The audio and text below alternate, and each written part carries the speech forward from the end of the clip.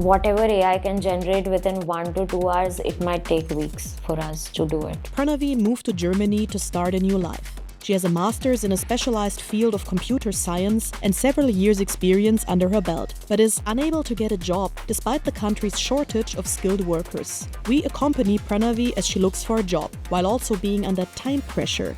She's living off her savings, will likely have to ask her parents for financial help, and her visa is going to expire fairly soon. So, will she make it?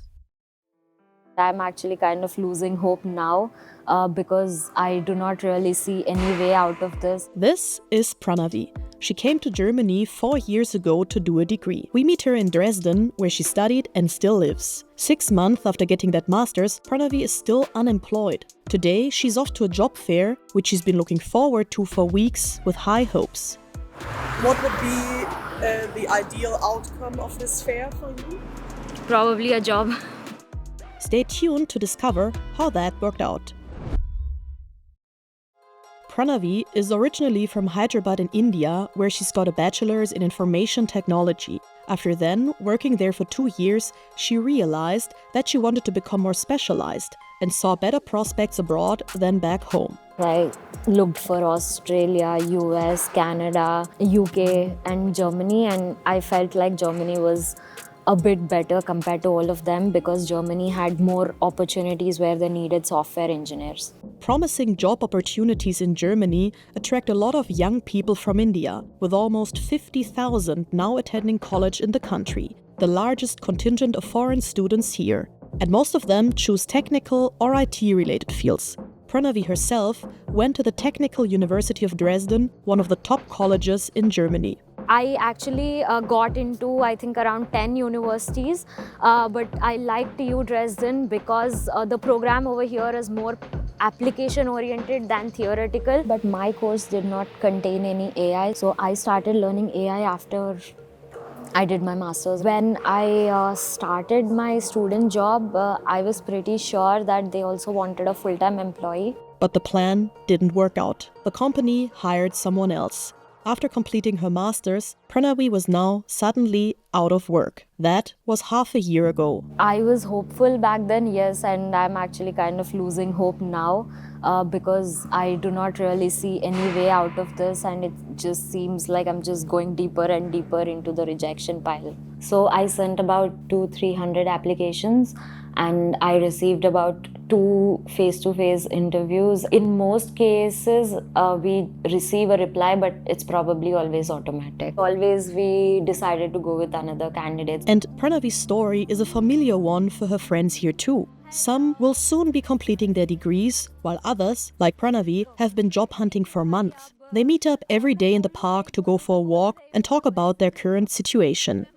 We are gonna celebrate so much once any of us gets a job, we are gonna celebrate. So probably from November I am going to go back to India, at least for some time, to just probably cheer up or just yeah, exactly. So we would like to spend a bit with our family, get our hopes up again, get a bit of joy in our life.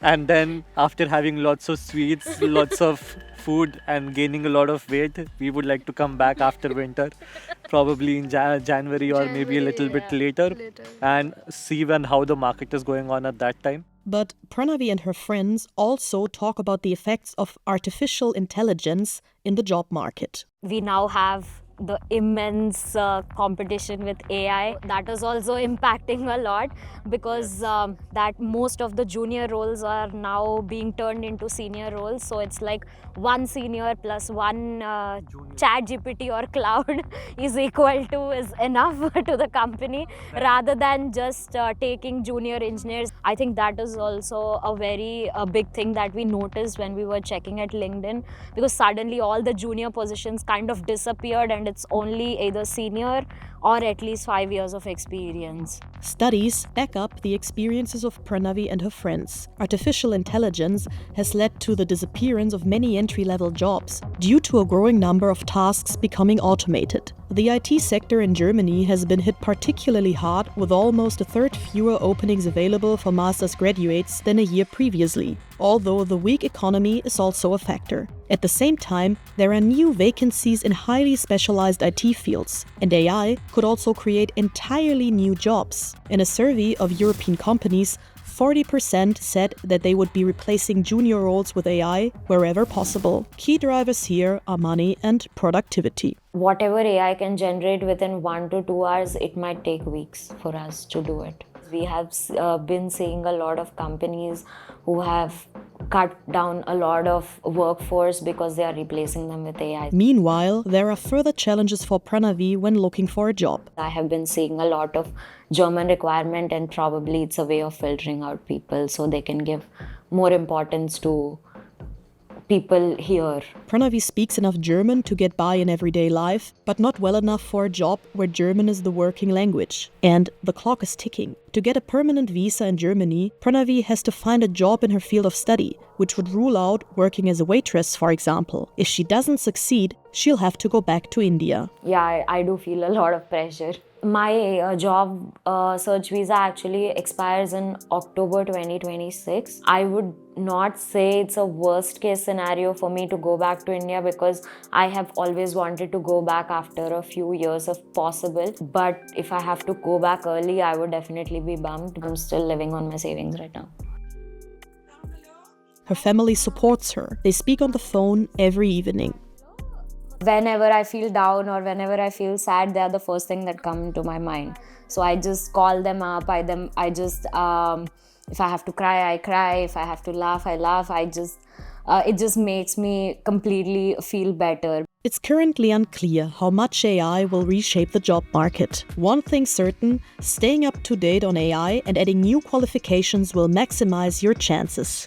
I am trying to keep up my technical skills and brush them as I go so that whenever I get an interview or I land a job, I'm always ready to jump in. Then I apply to companies, so I just have a goal of at least 5 to 10 companies per day. But all the courses and projects have yet to help her land a job, which is why Pranavi and her friends are trying a new avenue today. They go to a recruitment fair in Dresden. So I went to the job fair website and I picked up a few companies that are looking for software engineers.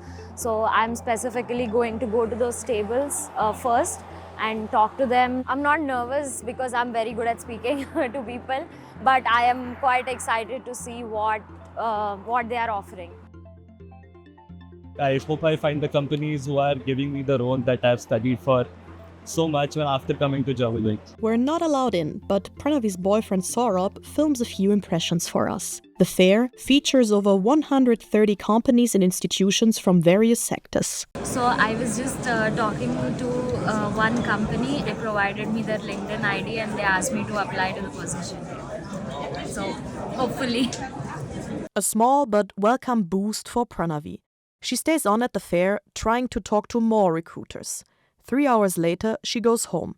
Is she happy with the outcome? The expectation that we were having and what exactly is happening inside is completely different. So there were only like 2-3 companies which genuinely interacted with us and they just told us the current scenario. Like I was expecting a lot, but it didn't go well as I thought. I think I just got a reality check. I think no company is in a position to even hire one person. I think I just got used to it now. I have no feeling.